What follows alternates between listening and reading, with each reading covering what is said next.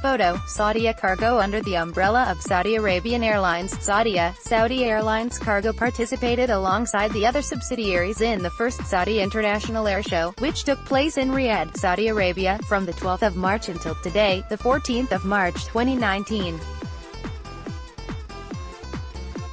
The airline's booth included a special pavilion for Saudia Cargo showcasing its newest products and services in the air cargo and ground handling business and demonstrating its logistical capabilities and achievements. Omar Hariri, CEO of Saudia Cargo, emphasized the importance of this event for the aviation and logistics industries and added that his company's participation was part of its pivotal role in achieving Saudi Vision 2030, which aims to make the kingdom a global logistics hub.